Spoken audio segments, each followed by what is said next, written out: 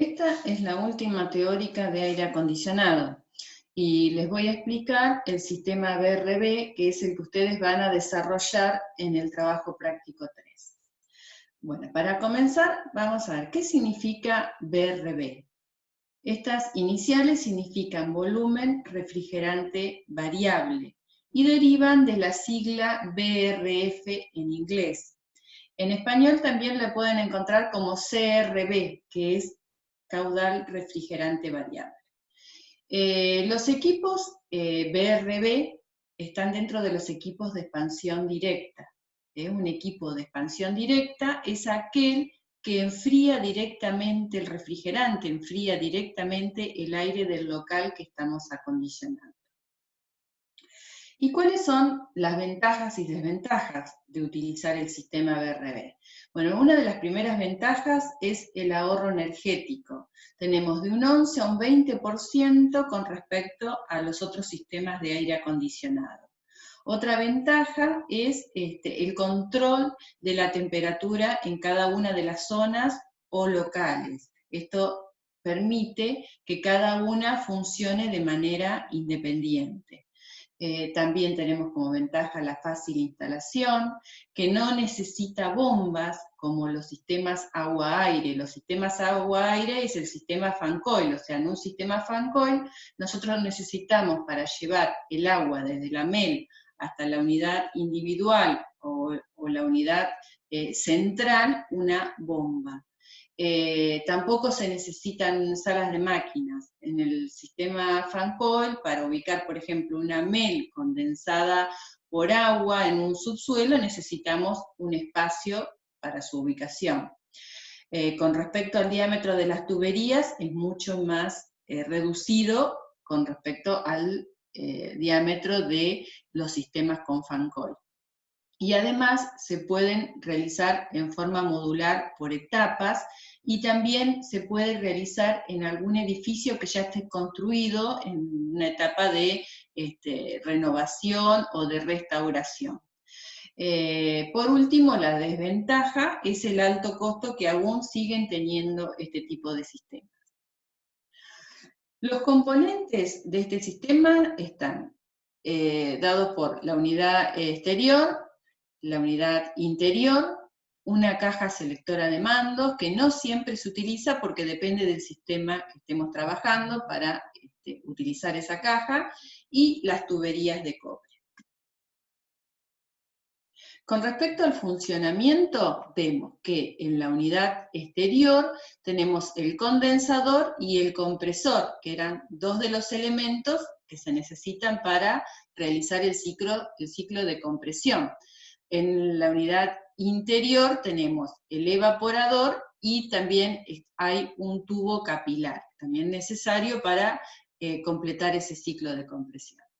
Por ejemplo, si por la línea de succión va el gas refrigerante que sale del evaporador, pasa por el compresor, en el compresor se lo comprime y se le aumenta la temperatura, luego con el gas a alta presión y alta temperatura se llega al condensador, se produce la condensación y se pasa a estado líquido, un estado líquido que tiene una alta temperatura y alta presión. Entonces, antes de entrar en el evaporador, el tubo capilar disminuye la presión y la temperatura. Y comienza nuevamente el ciclo de compresión.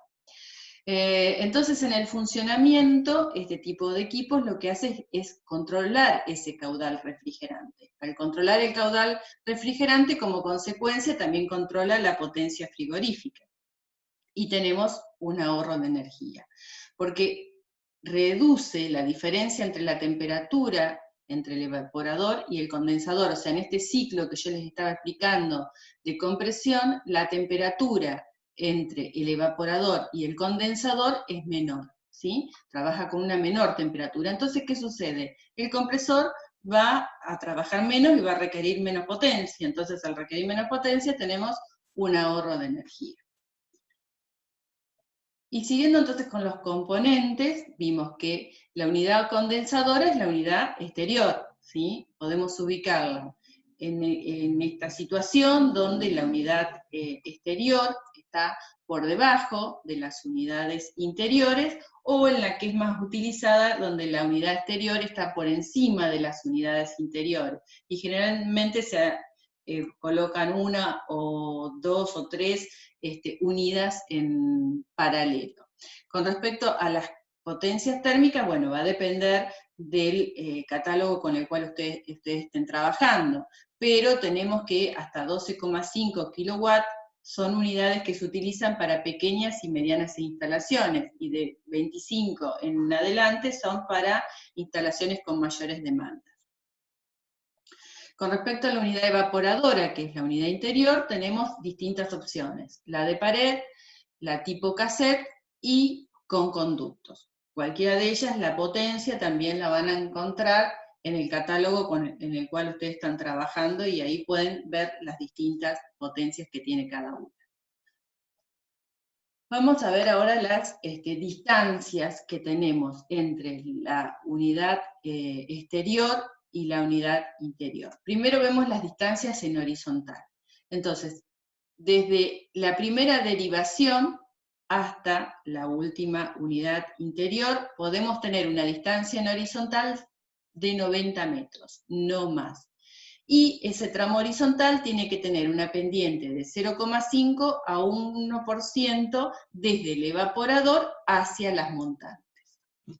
También vamos a tener distancias en vertical, desde la unidad exterior hasta la última unidad interior, podemos tener de 90 a 110 metros de diferencia. Todo depende nuevamente del catálogo con el cual estemos trabajando.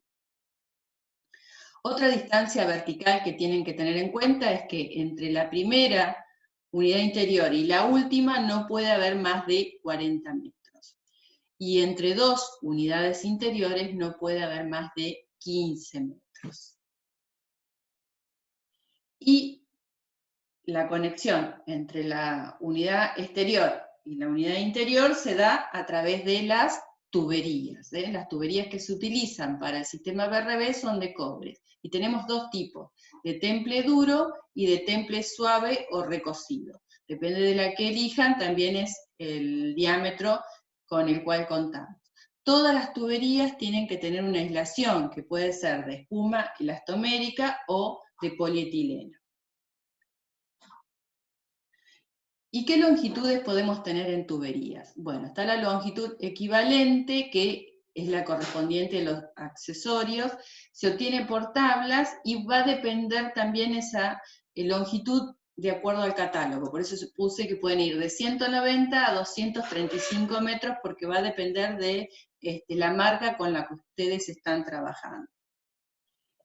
Y la longitud total de tubería, que es la suma de la horizontal más la vertical, y después la longitud máxima total, que es la suma de la total más la longitud equivalente, en todas las marcas es de 100 metros. Con respecto a las tuberías, tenemos dos posibilidades: o 2 tubos o 3 tubos. Cuando tenemos un sistema BRB con 2 tubos, se puede usar o para frío o para calor. ¿Sí? O se usa en invierno o en verano, pero no podemos tener frío o calor en la primavera, por ejemplo, o en el otoño, o sea, en estaciones intermedias. Si ya queremos tener simultáneamente frío o calor, tenemos que elegir la opción de 3 tubos. En la opción de 3 tubos tenemos la línea de succión, la línea del refrigerante y una tercera línea que es la que va conectándose entre las distintas unidades y la caja selectora, y de ahí se trabaja con lo que se llama recuperación de calor. Vamos a ver en este ejemplo, ¿sí? Acá tenemos la caja selectora, la distancia entre la caja selectora, que estaría acá, y la unidad más alejada no puede superar 40 metros. Entonces, como les decía, tenemos la línea esta sería la roja, sería la línea de succión, y la azul sería la línea de líquido. Llegan a la caja selectora. Bueno, por ejemplo, estas unidades de acá trabajan con frío, y estas de acá con calor. Entonces, entra la línea de líquido, se produce el pasaje del líquido refrigerante al gas refrigerante. Y ese gas refrigerante retorna a la caja selectora, pero no vuelven a las unidades. ¿Por qué? Porque en estas de acá, estas unidades interiores de acá, requieren calor.